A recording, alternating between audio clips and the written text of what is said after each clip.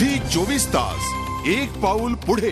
ऐन पावसाळ्यात राज्यात रोगराईचं थैमान सुरू झालेलं आहे। मुंबई साथीच्या आजारांची संख्या मोठ्या प्रमाणात वाढत असून सुमारे 600 जणांना लागण झाली आहे। तर इकडे नाशिकमध्येही तापाचे रुग्ण वाढले असून सुमारे 9 जणांना डेंग्यूची लागण झाली आहे। दूषित पाणी आणि घाणीच्या साम्राज्यामुळे यात भरच पडते।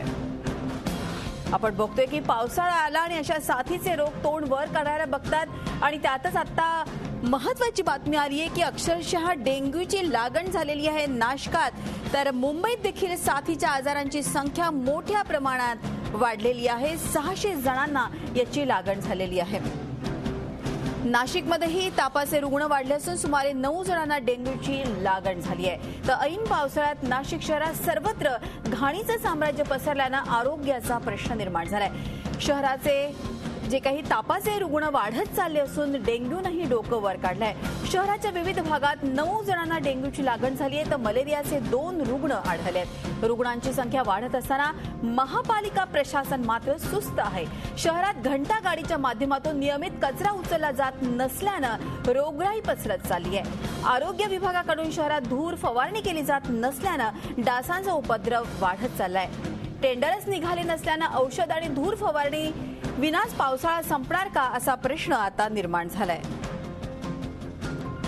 या संदर्भात अधिक चर्चा करूयात। नाशिकहून आपले प्रतिनिधी मुकुल कुलकर्णी आपल्या बरोबर आहे। मुकुल, अत्यंत धक्कादायक बातमी, डेंग्यूचे रुग्ण सापडतायत मात्र अजूनही घाणीचं साम्राज्य काही कमी होत नाहीये। काय परिस्थिती आहे आता नाशिकची?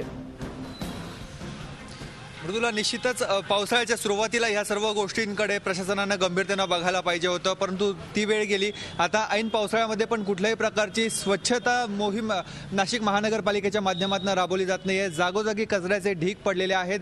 घंटागाडी 3-3, 4-4 दिवस परिसरामध्ये पसरत नाहीये, फिरत नाहीये आणि दुसरीकडे जी औषध फवारणी किंवा धूर फवारणी केली जायला पाहिजे होती ती पण कुठल्याही प्रकारे केली जात नाहीये।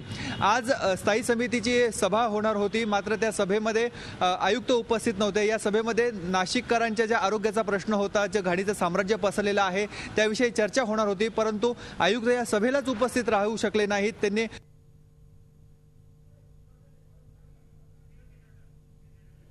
खऱ्या अर्थातच आमचे प्रतिनिधी मुकुल कुलकर्णी यांच्याशी आम्ही बोलत होतो। काही प्रशासन किती त्यांचा संपर्क तुटलेला होता, मात्र पुन्हा प्रस्थापित होतोय तो संपर्क। मुकुल, आपण बोलू शकता? अर्थात काही आपला आवाज येत नव्हता काही तांत्रिक कारणाने, सांगा अधिक माहिती। आज नाशिक महानगरपालिकेच्या स्थायी समितीची सभा होणार होती।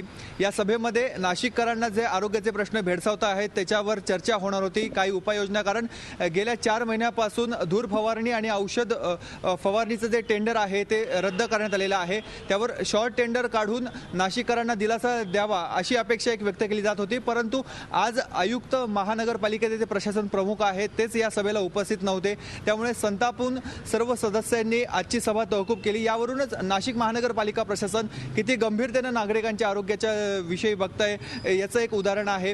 मागे डेंग्यूमुळे काही रुग्णांचे मृत्यू झाल्याचे दाखले आहेत। स्वाईन फ्लूचा संकट डोळ्यासमोर असताना देखील नाशिक शहरामध्ये कुठल्याही प्रकारची नागरिकांच्या आरोग्याची काळजी घेतली जात नाहीये।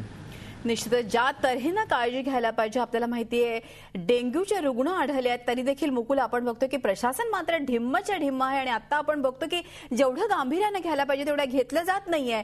आता जी आहे नाशिकची परिस्थिती, किती मोठ्या प्रमाणात आजारी रुग्ण आढळत आहेत? आज जर आपण विचार केला तर मागच्या 8 दिवसामध्ये हे तापाचे जे रुग्ण आहेत ते 1014च्या आसपास रुग्ण आढळलेले आहेत। त्यांनी महानगरपालिकेच्या विविध रुग्णालयांमध्ये उपचार घेतलेले आहेत। डेंग्यूचे 9 रुग्ण सापडलेले आहेत। मागच्या आठवड्यामध्ये 7 रुग्ण होते। त्याचबरोबर कावीळचे 5 रुग्ण उपचार घेत आहेत। सर्दी, खोकला, पडस याचे जवळपास 71 ते 80च्या दरम्यानचे रुग्ण आढळून आलेले आहेत। त्याचबरोबर मलेरियासारख्या रोगाचे सुद्धा 7 रुग्ण नाशिकमध्ये आढळलेले आहेत। परंतु जी कारवाई झाली पाहिजे, जी स्वतः त्यांचाच आहे, मात्र याच्या व्यतिरिक्त बहुसंख्य रुग्ण असण्याची शक्यता आहे। कारण अनेकांनी खासगी रुग्णालयामध्ये जाऊन उपचार घेतलेले आहेत। खासगी रुग्णालयात देखील ते गेलेले आहेत आणि धन्यवाद या संदर्भात मुकुल ही माहिती दिल्याबद्दल। मुकुल कुलकर्णी नाशिकहून आपल्या बरोबर होते। झी 24 तास एक पाऊल पुढे।